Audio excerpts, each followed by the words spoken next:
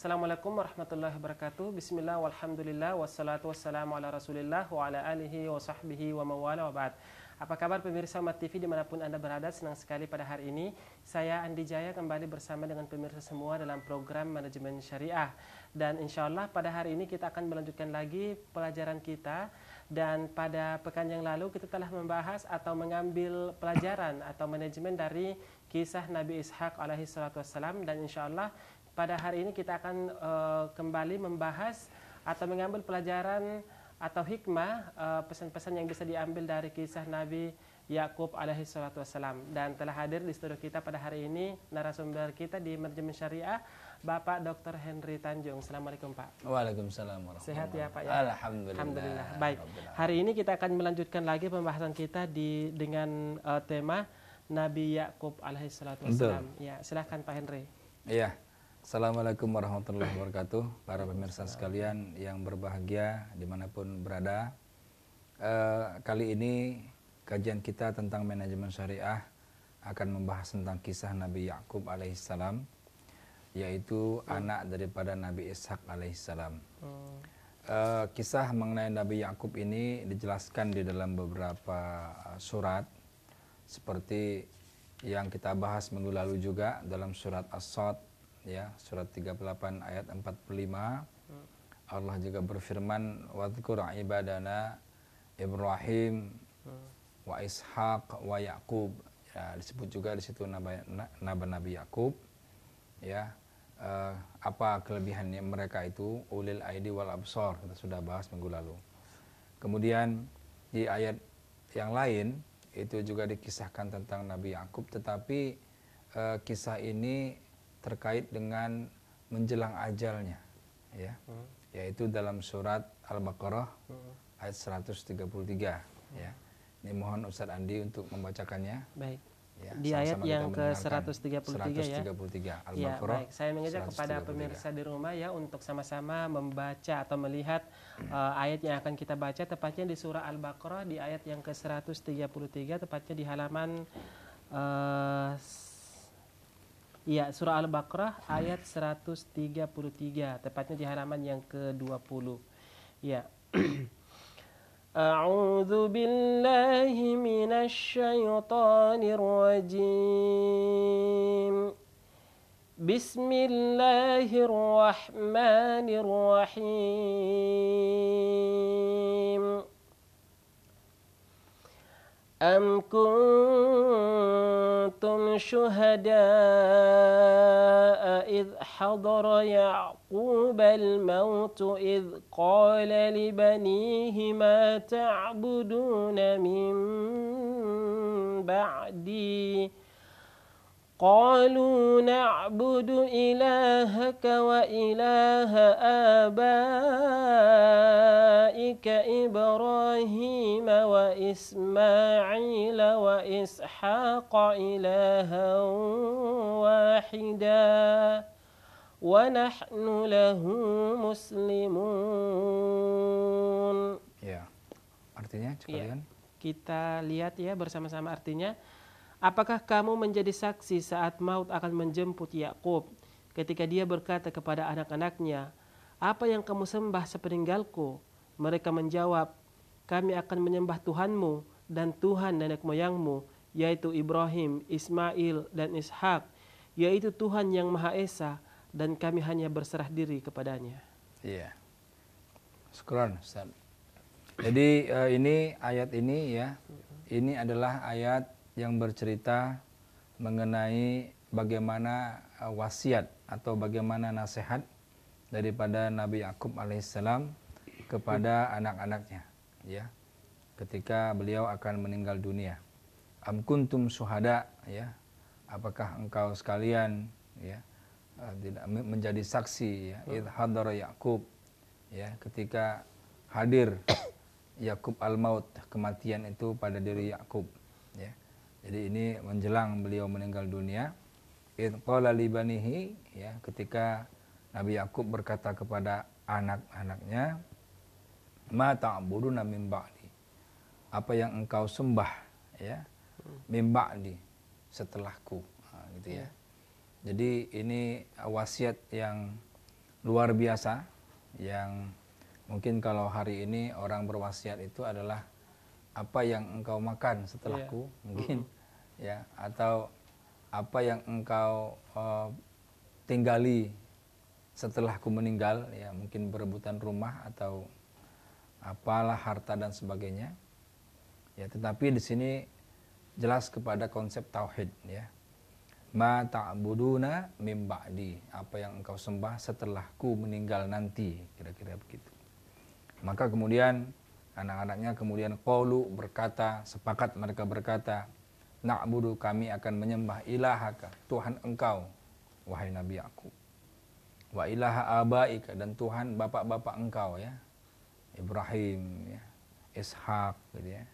Nah, disebutkanlah di sini, ya, siapa bapak-bapaknya itu, yaitu Ibrahim, Ismail, Ishak. Tuhan yang mana? Ilaha wahidah, Tuhan yang satu. Nah, itu ya. Jadi Tuhan itu tidak mungkin dua, ya, tiga, dan seterusnya. Tuhan itu adalah ilahan wahidan, ya, Tuhan yang satu. Nah, ini artinya betul-betul tauhidnya itu lurus, ya, jauh daripada kemusyrikan, jauh pada kesyirikan. Ya, itulah wasiat seorang nabi ketika akan meninggal dunia. Ya. Nah, kemudian dijelaskan di sini wa nahnu lahu muslimun. Ya, dan kami itu termasuk orang yang berserah diri, dan kami adalah orang-orang yang muslim. Ya. Jadi jelas sekali bahwasanya para nabi-nabi, mulai daripada Nabi Adam, ya, sampai kepada Nabi Muhammad, mereka semua adalah muslim. Ya, agamanya adalah Islam. Ya. Nah, ayat ini bercerita di ujung kisah daripada Nabi Yakub. Ya. Nah, sekarang kita mulai dari awal. Ya. Dari awal kisah daripada ya, Nabi karena Yakub. Di sini ini disebutkan id hadara Yaqub al-maut. Ya. Maut, ya. Ini berarti di ujung ketika meninggal, ya. Nah, ketika meninggal ini nanti ada juga kisahnya dalam surat Yusuf, karena anaknya adalah Yusuf. Kemudian nanti dalam surat-surat yang lain. Baik. Nah, kita perlu tahu Nabi Yakub ini adalah anaknya Nabi Ishak. Ya, jadi Ishak wa Yakub. Jadi Ibrahim, anaknya Ibrahim Ishak, anaknya Ishak Yakub. Nah, gitu ya urutannya itu. Kemudian ibunya daripada Yakub ini adalah Rifkah binti Azar. Jadi ini adalah saudara perempuannya Nabi Ibrahim. Ya. Jadi Rifkah binti Azar. Nah, Ishak dengan Rifkah menikah, lahirlah dua orang anak, yaitu Yakub dan Ish, ya, atau sebut dengan Ishu, ya. Nah, yang tua Yakub, adiknya Ishu. Nah, tetapi kemudian yang dua ini tidak harmonis. Di belakangnya tidak harmonis. Tadi disebutkan Rifkah binti Azar ini adalah anak dari Nabi Ibrahim, ya, saudara perempuan sama-sama ayahnya sama-sama Azar. Nabi Ibrahim. Nabi Ibrahim. Ya. Nah, kemudian lahirlah dua orang anak ini, dan Yakub dengan Isu ini tidak harmonis, ya, tidak harmonis. Kemudian sudah dewasa, kemudian tetap saja tegang dan tidak saling menyayangi, ya. Itu karena memang Isu ini orangnya pendendam, ya. Kemudian tidak suka melihat kalau Yakub ini lebih disayang daripada orang tuanya, ya. Jadi akhirnya Nabi Yakub kemudian mengalah dan dia minta petunjuk, wahai ayahku Nabi Ishak, bagaimana solusinya ini, ya. Nah, itu puncaknya adalah ketika kemudian Nabi Yakub didoakan sama Nabi Ishak supaya dia menjadi nabi dan keturunannya. Ini yang nggak diterima sama Ish tadi. Ya, dia maunya dia yang didoakan, bukan Nabi Yakub ini. Kira-kira begitu. Nah, mendengar persoalan ini kemudian Nabi Ishak memutuskan, sudah kalau begitu supaya tidak ada nanti perang saudara ataupun segala macam, engkau pergilah dari tempat ini, pergilah ke daerah jauh, ke sepupu ibumu, kira-kira gitu, ya. Jadi sepupu ibumu di daerah Irak, ya, nama lengkapnya Fadan Aram, ya, itu daerah Irak di situ. Nah, pergilah Nabi Yakub ke situ. Ya, dia berjalan, ya, malam, nanti siang istirahat, berjalan malam, siang istirahat. Nah, maka yang disuruh pergi adalah Nabi Yakub. Nabi Yakub, ya? Bukan yang Ish tadi, kan? Yakub disuruh pergi. Nah, itulah dia untuk bertemu dengan yang namanya Laban bin Mu'tal itu. Laban bin Laban bin Batu'il, Laban bin Batu'il. Nah, itu adalah saudara daripada ibunya, ya, saudara daripada ibunya. Dan dia di sana orang yang terpandang, orang kaya, peternak kaya, gitu ya. Nah, akhirnya dia pergi ke sana, ya mungkin memakan waktu yang sangat lama karena jauhnya perjalanan kan. Dan dia berjalan di malam hari dan siang hari dia istirahat. Malam jalan, siang hari istirahat, ya. Maka kemudian disebut dengan Israel. Israel itu orang yang berjalan malam. Nah, anak-anak Nabi Yakub disebut dengan Bani Israel. Bani Israel. Ya, Bani Yakub. Jadi anak-anak yang Bani Israel atau Bani Yakub. Anak-anak Yakub yang biasa berjalan malam. Ya. Nah, begitu dia sampai di tempat itu, sampai di pamannya ini yang bernama Laban ini bin Batu'il ini, kemudian mereka sangat sayang lah, artinya kemudian ya pertemuan antara anak dengan keponakan yang mengharu biru, kira-kira begitu, para pemirsa sekalian. Kemudian ya terjadilah pelukan, ya, kemudian menangis karena jarak jauh. Kemudian ya, pesan daripada ayahnya Ishak disampaikanlah kepada Laban ini, supaya Yakub dinikahkan dengan anak perempuannya Laban ini. Nah, Laban ini punya 2 anak perempuan. Yang besar namanya Laya, yang kecil namanya Rahil. Ya, jadi Laya ini biasa, perawakannya biasa, tapi Rahil ini sangat cantik dan jelita, sangat cantik. Ya. Jadi ukuran ketika itu mungkin menjadi kembangnya daerah itulah. Ya, sangat cantik. Dan Rahil ini tidak sengaja begitu pertama Yakub menyampaikan sampai di Fadan Aram tadi, dia melihat Rahil ini. Jadi istilahnya apa? Pandangan pertama. Pandangan pertamanya sebelum ketemu dengan ayahnya. Ya, gitu. Dan Rahil inilah yang membawa Yakub ini ke ayahnya sebenarnya, karena dia pertama dengan Rahil. Disinilah muncul benih-benih cinta barangkali ya, sayang atau senang gitu ya tadi. Nah, begitu disampaikan kemudian pesan daripada ayahnya Nabi Yakub yang bernama Nabi Ishak ini, agar Nabi Yakub dinikahkan dengan salah seorang daripada putri Laban tadi, maka dibuatlah kita akan nikahkan, tetapi dengan catatan harus mengabdi selama 7 tahun. Nah, di daerah tadi bekerja untuk Laban ini, karena dia adalah seorang peternak, jadi harus mengabdi selama 7 tahun, ya, ngurusin ternaknya gitu ya. Kemudian setelah 7 tahun baru kemudian menikah. Boleh menikah. Boleh pergi atau boleh menikah? Boleh menikah, bukan boleh pergi. Oh, jadi persyaratan sebelum menikah kerja dulu. Kerja dulu 7 tahun ya, Masya Allah. Baru dia menikah. Nah, begitu ya. Nah, kemudian ini beda dengan kalau Nabi Musa kan beda. Kalau Nabi Musa kan dibalik Nabi gitu. Musa kan menikah dulu baru kemudian kerja. berbakti di situ. Sampai 10 tahun dilengkapkan. Kalau ini tidak. Jadi 7 tahun. Nah, kemudian apa yang terjadi? Nah, dia ingin menikah dengan Rahil. Nah, tapi adat ketika itu tidak boleh adik menikah sebelum kakak menikah. Mungkin sampai sekarang masih ada ya? Iya, sampai sekarang di beberapa daerah itu masih ada. Sebagian yang kakak perempuan itu harus menikah duluan, baru adik perempuan, tidak boleh dilangkahi. Iya, betul. Padahal Nabi Yakub ini tidak suka kepada kakaknya, kepada Laya ini, sukanya kepada Rahil ini gitu. Akhirnya dicari solusi. Oke lah, dinikahkan dengan Laya pertama, kemudian dia khidmat lagi 7 tahun lagi, baru nanti menikah dengan Rahil. Jadi 7 plus 7, 14 tahun. Ya. Bekerja baru kemudian bisa menikahi. Nah, inilah kemudian yang terjadi ketika itu Nabi Yakub menikahi kakak dan adik sekaligus. Kakak istri pertama, adiknya istri kedua. Dan itu boleh ya? Dan itu boleh ketika itu. Di masa itu, di masa zaman itu, Bani Israel masa itu ya? boleh. Nah, tapi para pemirsa sekalian, kemudian Al-Quran melarang secara tegas-tegas pada surat An-Nisa. Ya, surat An-Nisa ayat 23. Coba kita buka.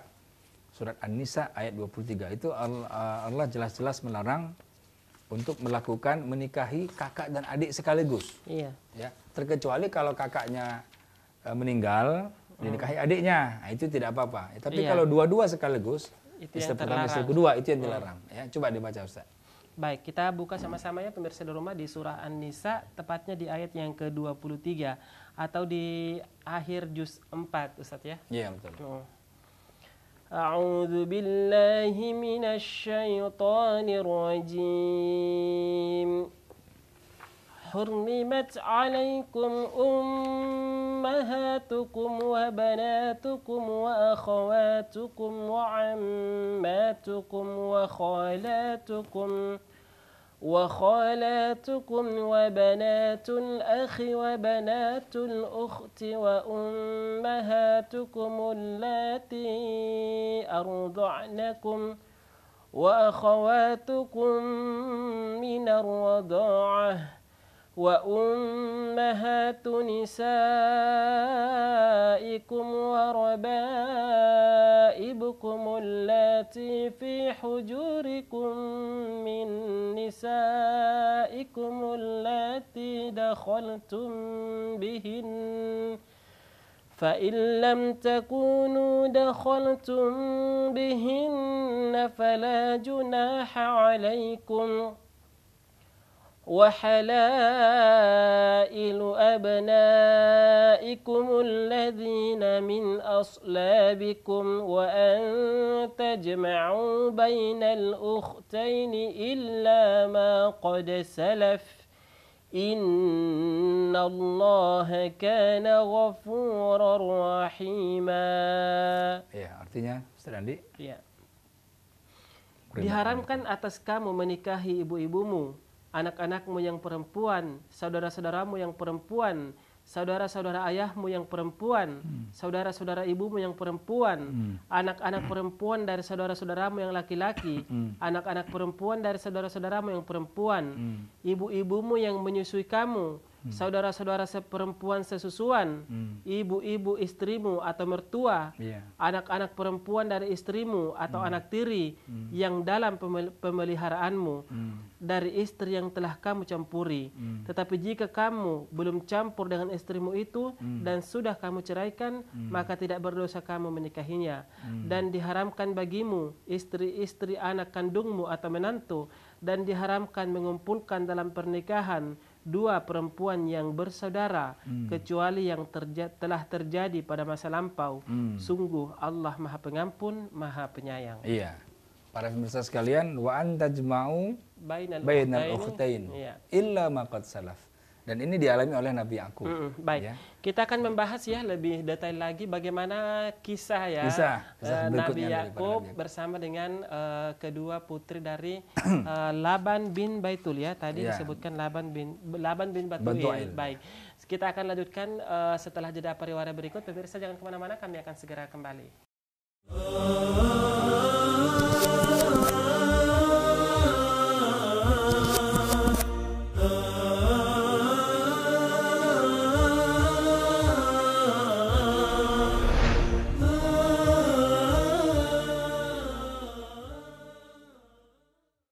Pemirsa, kembali lagi di program Manajemen Syariah, masih bersama saya Andi Jaya dan narasumber kita Bapak Dr. Henry Tanjung, masih dengan tema belajar manajemen dari kisah Nabi Yakub alaihi salatu wassalam.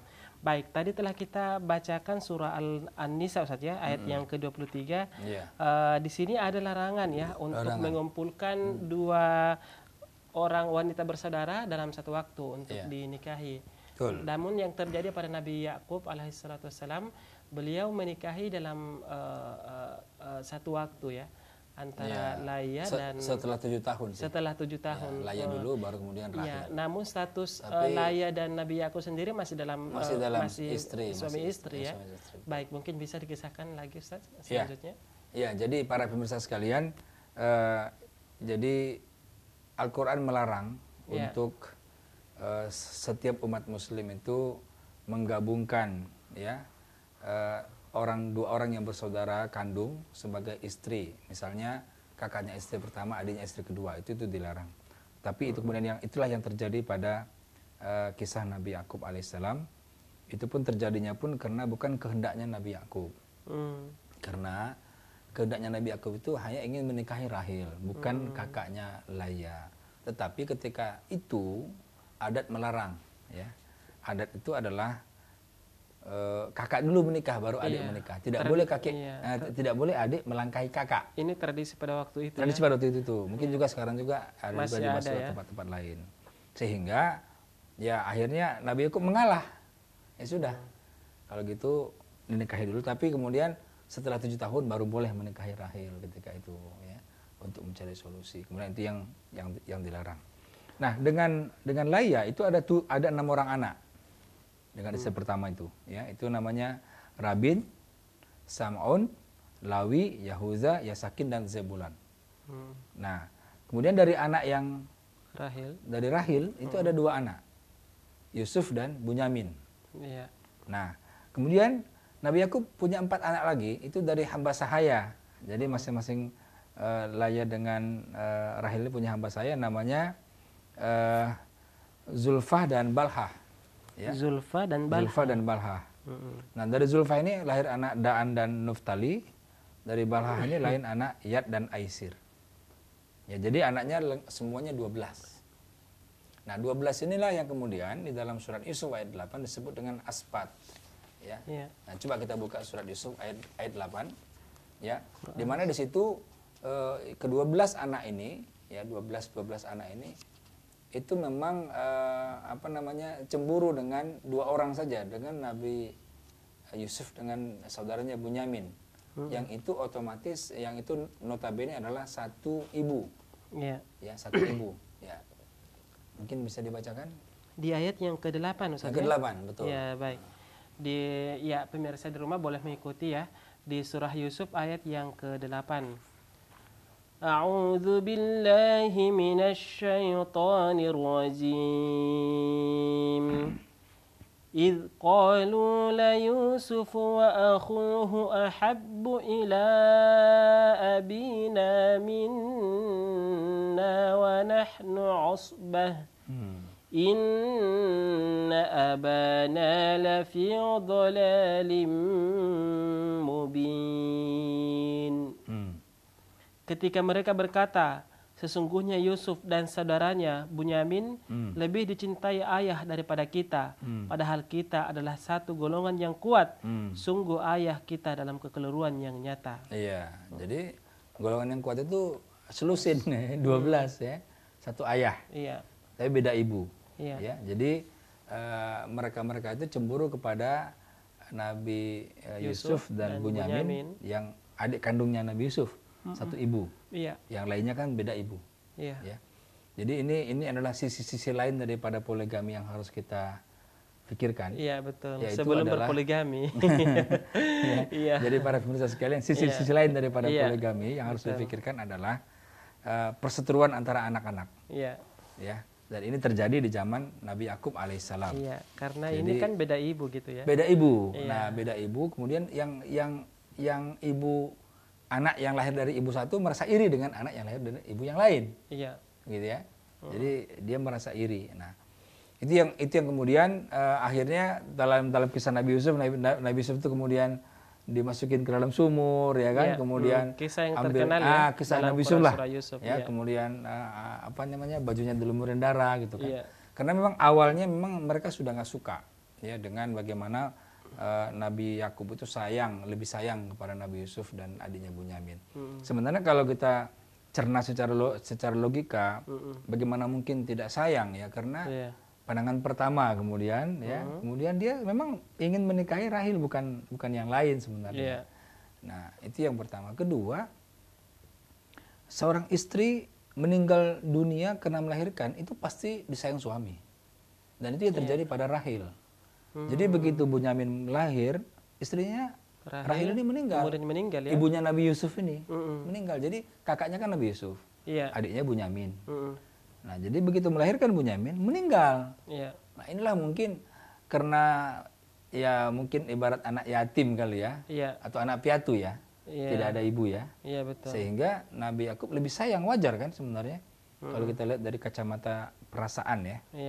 Jadi seorang anak tidak punya ibu, yang lainnya punya ibu, gitu ya, itu akan lebih disayang. Nah, itu wajar. Tapi itu kemudian tidak diterima oleh anak-anak yang lain. Ya. Namun apakah pada waktu itu memang secara kenyataan, apakah Nabi Yakub memang memperlakukan anak-anaknya ini dengan perlakuan yang berbeda, Ustadz? Sebenarnya perlakuannya sama, tapi sayangnya beda. Dan sayangnya itu mungkin berbeda. yang dirasakan dan oleh itu dirasakan, saudara. betul, betul dirasakan. Jadi memang sayang itu kan susah untuk kita bagi rata. Iya. Ya kan? Jadi kalau misalkan rezeki Iya. kita punya 100, kita bagi rata, bagi 5 20 Dan bisa. mungkin iya, Tapi kalau sayang kita kepada anak saja kan itu Iya. kan ada yang lebih, ada yang kurang misalkan gitu ya. Hmm. Nah, meskipun kita nggak boleh tunjukkan itu, tapi tetap saja ada rasa sayang kepada si A lebih daripada kepada si B. Iya, karena saya pernah mendengar bahwa salah satu pelajaran yang diambil dari kisah Nabi Yusuf alaihissalam bahwa seorang ayah tidak boleh menampakkan perbedaan kasih sayangnya kepada anak-anaknya. Betul. Memang tidak dinampakkan, tapi si anak yang lain merasakan itu persoalannya. Iya. Soalnya kan soal hati ini kan saling rasa. Iya. Ya, Nggak bisa soal dibohongi rasa, ya. nggak bisa dibohongi. Iya, betul. Nggak bisa dibohongi.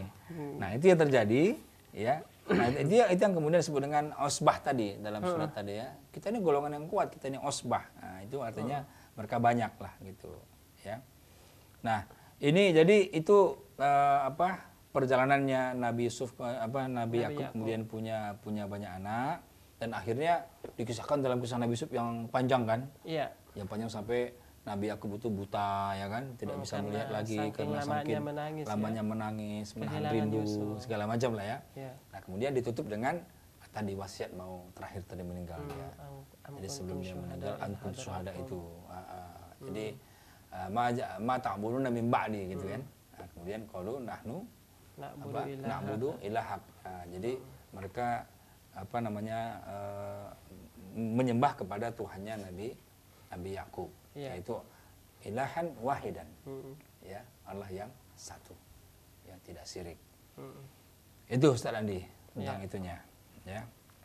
Iya, cukup ini juga ya menarik kisah dari Betul, Nabi Yakub ini ya. Yang awalnya memang ya dia lebih cenderungnya ke Rahil tadi, Ustaz ya. Betul. Rahil. Kemudian dari Rahil tersebut akhirnya lahirlah Yusuf dan Bunyamin. Iya. Dan ada satu lagi yang menarik daripada episode kisah Nabi Yakub ini, para pemirsa sekalian. Di zaman Nabi Yakub itu ada seorang rajanya itu sangat zalim. Namanya Raja Saljam. Di zaman Nabi siapa? Yakub. Nah, Raja Saljam. Nah, itulah kemudian Nabi Yakub mengatakan perang kepada Saljam itu. Ya. Kita harus melawan. Ini adalah kezaliman, kita harus lawan. Nah, ini Nabi Yakub di zaman Nabi Yakub pada saat setelah menikah dengan Rahil, atau sebelum? Setelah dia punya anak banyak ini. Setelah dia punya anak banyak ini, dia punya anak yang banyak ini, kemudian dia bilang kepada anaknya kita harus lawan ini, dan yang melawan Saljam itu beliau percayakan kepada yang namanya Sam'un tadi, anak daripada Laya. Karena orangnya agak perkasa gitu ya, seorang panglima perang lah gitu. Akhirnya kemudian dilawan sama Sam'un ini dan akhirnya menang. Ya, ini kisah lain daripada episode Nabi Yakub ini ya. Bahwasanya di zaman Nabi Yakub itu raja itu juga zalim. Jadi memang nabi-nabi itu kalau kita lihat zaman-zamannya itu kan raja-raja zalim kan? Iya. Nabi Musa juga. Gimana nggak zalimnya Fir'aun gitu? Iya, betul. Ya, yang kemudian Nabi kaum Ad, gitu ya. Kemudian Namrud misalkan, raja Namrud kan? Nabi Ibrahim, ya kan? Iya, Nabi Ibrahim. Juga rajanya juga zalim dan lain sebagainya. Itulah kita lihat pertentangan antara kebenaran dengan kebatilan. Ya, dan setiap masa Ustaz ya memang mungkin sudah sunatullah seperti itu bahwa ada kebaikan, kadang-kala ya yang kita menemui penguasa-penguasa yang zalim ya, dan kita berlindung kepada Allah Subhanahu wa taala, mudah-mudahan kita terhindar ya dari hal-hal yang seperti itu. Dan itu selalu berulang kan? Jadi kita lihat dari masa Nabi Ibrahim, Nabi Yakub, Nabi Musa gitu kan selalu berulang kan? Gitu. Di antara anak-anak Nabi Yakub ini yang jadi nabi hanya Nabi Yusuf aja. Hanya Nabi Yusuf saja. Hanya Nabi Yusuf. Tidak ada kisah yang menyebutkan tentang Bunyamin seperti apa? Belum ada. Saya belum tahu. Mungkin nanti kita akan coba cari lagi di beberapa kitab. Namun yang jelas Bunyamin tidak terlibat ya dalam kasus. Tidak terlibat banyak dia di dalam kasus itu. kasus Nabi Yusuf yang terkenal ya. Betul. Bunyamin tidak terlibat dalam hal tersebut. Banyak. Satu surat itu kita bisa baca semua kan. Iya. Namun sayang sekali tidak ada penjelasan ya tentang bagaimana perjalanan hidup seorang Bunyamin, saudara Nabi Yusuf alaihissalam. Iya, baik. Masya Allah, menarik sekali ya pembahasan kita pada hari ini. Masih dengan kisah Nabi Yakub alaihissalam. Bagaimana? Setelah ini kita akan bahas hikmah manajemen. Baik, kita akan membahas manajemen apa atau pelajaran apa yang bisa diambil dari kisah Nabi Yakub alaihissalam setelah jeda pariwara berikut. Pemirsa, jangan kemana-mana, kami akan segera kembali.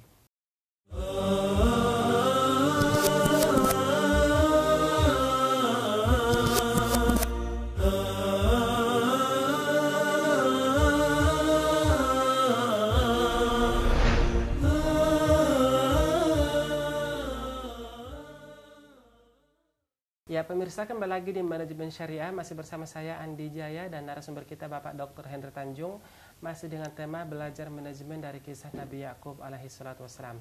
Baik, tadi telah kita bahas secara terperinci saja bagaimana kisah Nabi Yakub dari awal sampai kemudian menikah dan melahirkan banyak anak ya, termasuk Nabi yang sangat terkenal Nabi Yusuf alaihissalam. Baik, manajemen yang bisa diambil dari kisah Nabi Yakub, silakan.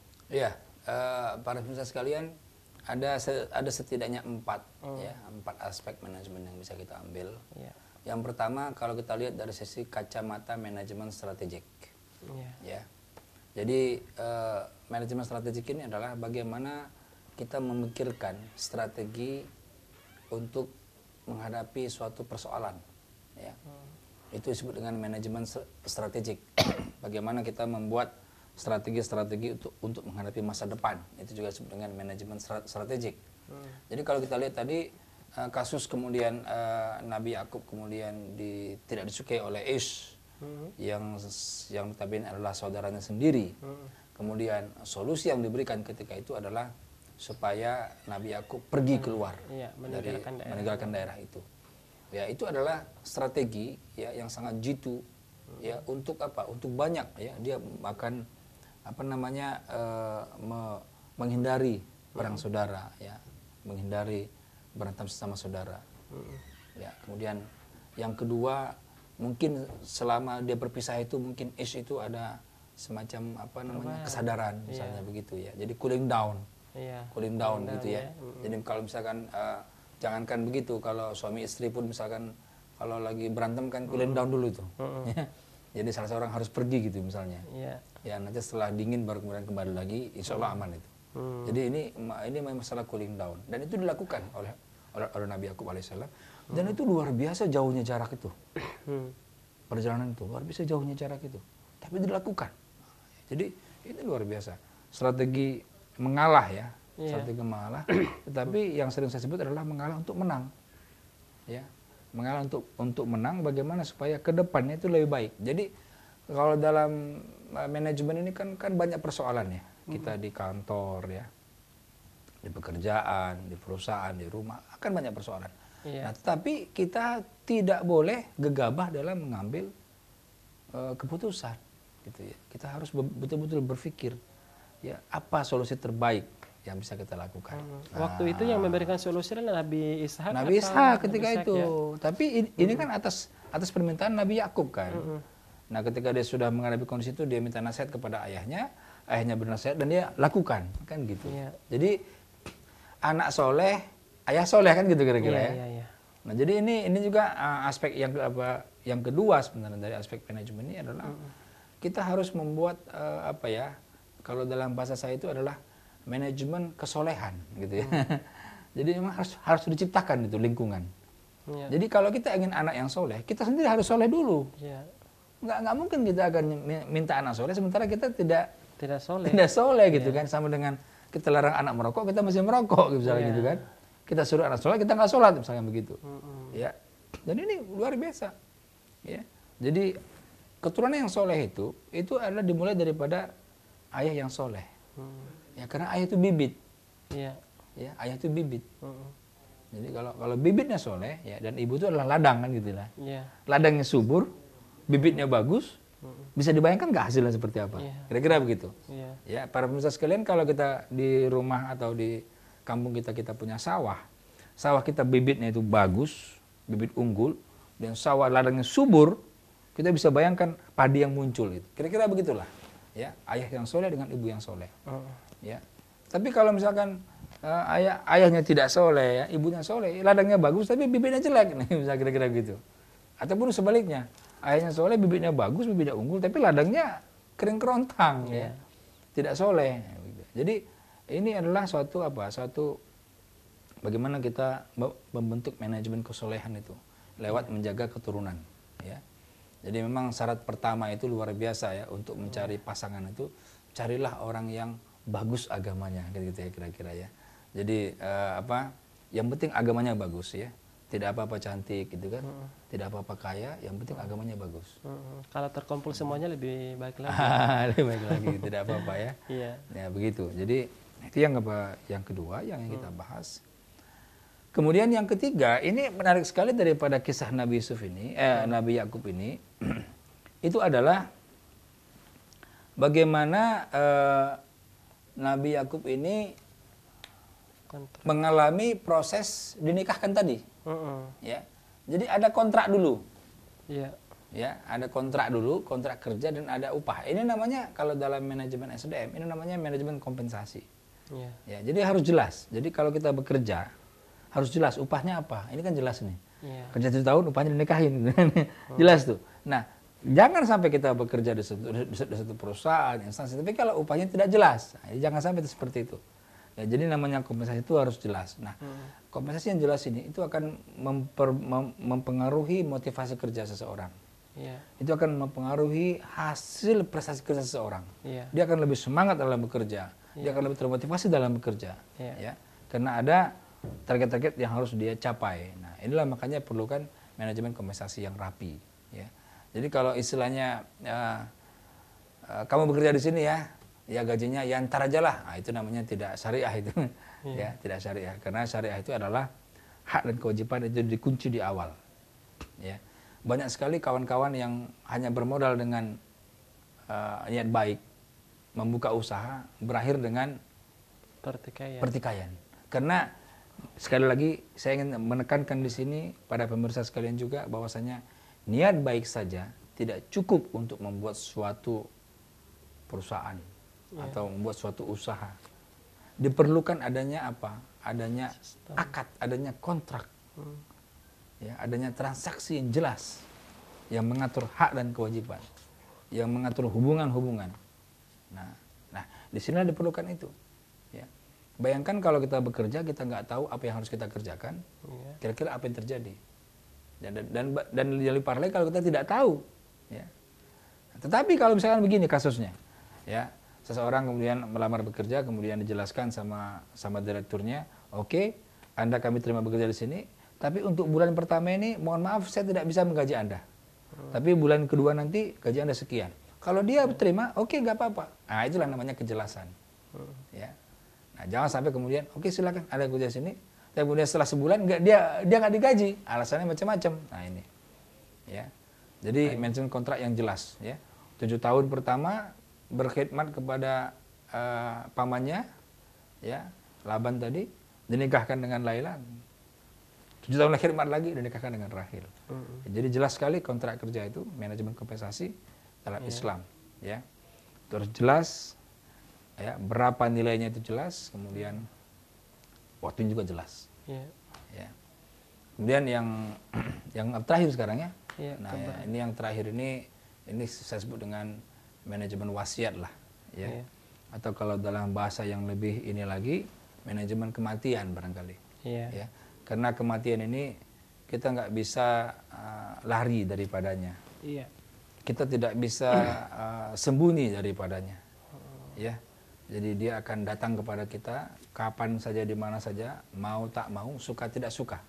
Ya, oleh karena itu mungkin yang harus kita siapkan hari ini adalah bagaimana kita melatih anak-anak kita, melatih keturunan kita untuk apa? Untuk selalu supaya dia semangat dalam beribadah.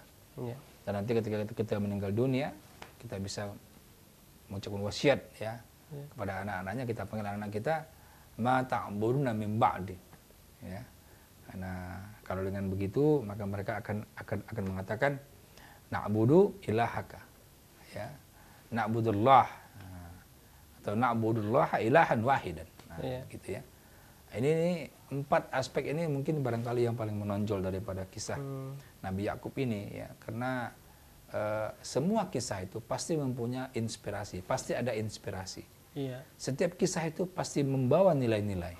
Iya. Dan kadang-kadang kisah itu berulang, ya, berulang. Jadi dunia ini kan ya yang berubah kan teknologi, ya. Tapi kisah-kisah kemanusiaan itu selalu berulang, ya, selalu berulang. Jadi kita lihat kemudian ada perlawanan antara kebenaran dengan kebatilan, ya. Ada peperangan antara kesewenang-wenangan seorang raja, ya, dengan rakyatnya yang inginkan keadilan misalkan. Itu akan terus terjadi, ya. Peperangan antara raja yang zalim, ya, raja yang tidak mau memikirkan rakyat dengan rakyat yang ingin berusaha bagaimana merubah negara ataupun merubah kondisi, akan selalu seperti itu. Itulah mungkin 4 aspek manajemen, ya, yang bisa kita bahas, ya, pada sore hari ini. Nah, mudah-mudahan para pemirsa sekalian mendapatkan insight tertentu, ya, ataupun pandangan-pandangan tertentu yang jelas tentang kisah daripada Nabi Yakub ini, yang kita bisa tadabbur lagi dalam Al-Quran secara jelas. Kita akan bacakan SMS yang pertama, Ustaz, ya. Ini pertanyaannya agak keluar dari tema, mungkin nggak mengapa kita bacakan aja. Assalamualaikum, kami karena rumah agak jauh dari masjid, kalau kita sholat sunnah di rumah, maka banyak keutamaan-keutamaan pahala di masjid banyak yang hilang. Misalnya tidak dapat shaf pertama, tidak dapat takbir bersama imam, dan faedah utama lainnya di masjid.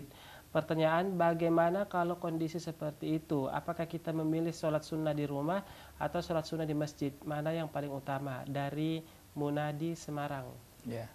Langsung jawab saja, ya. Boleh, silakan. Sholat sunnah di masjid saja supaya dapat saf yang pertama. Mungkin yang sholat sunnah di rumah. Sholat sunnah di rumah itu kan sholat tahajud, itu yang diutamakan. Boleh juga setelah sholat fardu. Boleh juga setelah sholat fardu setelah sholat fardu kita pulang ke rumah. Yang penting tidak membuat, tapi jangan sampai kemudian mengurangi nilai pahala kita karena gara-gara kita masbuk misalkan. Itu juga malah tidak boleh. Iya, keutamaan-keutamaan lainnya akan banyak jadi hilang, Ustaz, ya. Betul. Ya. Tadi seperti disebutkan di shaf pertama, kecuali mungkin kalau dia imam dan dia dekat dengan masjid, ya. Seperti di Rasulullah dulu, ya, bahwa Rasulullah itu keluar dari kamar sebelah beliau. Masjid, Sebelah masjid. Rasulullah keluar dari bilik beliau ketika dikumandangkan qomat. Betul. Ya, baik. Ya, kurang lebih tadi, ya, 4 pelajaran yang bisa kita ambil dari kisah Nabi Yakub alaihissalam. Mungkin bisa kita review sedikit, Ustaz. Yang pertama adalah strategi manajemen atau manajemen strategi, ya. Kita melihat bagaimana kemudian Nabi Yakub meminta pendapat kepada ayahnya Ishak tentang perselisihannya dengan saudaranya Ish, ya. Kemudian tadi yang kedua adalah manajemen menciptakan lingkungan orang-orang soleh, ya. Iya, betul. Jadi memanage keturunan. Iya, memanage keturunan, ya. Tadi disebutkan bagaimana kemudian bibit yang unggul dengan ladang yang subur, insya Allah akan menciptakan hasil yang luar biasa. Kemudian yang ketiga adalah manajemen kontrak kerja, ya. Sebagaimana disebutkan tadi bahwa Nabi Yakub alaihissalam bekerja untuk orang tua, ya, dari Rahil, betul, ya. Yang kemudian pesertanya untuk bisa menikah dengan anaknya, ya. Jadi dimanapun kita, ya, bekerja dimanapun, kontrak harus jelas. Ya. Kontrak harus jelas. Ya. Kemudian yang terakhir dan ini adalah pelajaran yang paling berharga pada pelajaran kita hari ini, yaitu manajemen kematian. Iya, manajemen kematian, yaitu wasiat takwa dari kisah Nabi Yakub alaihissalam yang mengatakan kepada anak-anaknya, ma ta'buduna min ba'di, apa yang engkau sembah setelahku, ya. Namun kebanyakan, ya, fakta yang kita lihat sekarang justru orang-orang tua yang dia wasiatkan, ya, adalah ma ta'kuluna min ba'di, apa yang kalian makan setelahku. Ya, mudah-mudahan kita bisa mengikuti. Ya, betul. Mudah-mudahan kita bisa mengikuti, ya, kisah dari Nabi Yakub alaihissalam, yang poin yang paling berharga di sini adalah wasiat takwa kepada anak-anaknya, dan mudah-mudahan kita sebagai orang tua juga bisa, ya, mencontoh kisah Nabi Yakub alaihi salatu wassalam. Baik, sayang sekali waktu kita sangat terbatas, kita telah berada di penghujung waktu. Akhir kata saya Andi Jaya dan narasumber kita Bapak Dr. Henry Tanjung mohon undur diri dan mewakili seluruh kru yang bekerja pada hari ini mengucapkan terima kasih yang sebesar-besarnya. Wassalamualaikum warahmatullahi wabarakatuh. Waalaikumsalam warahmatullahi wabarakatuh.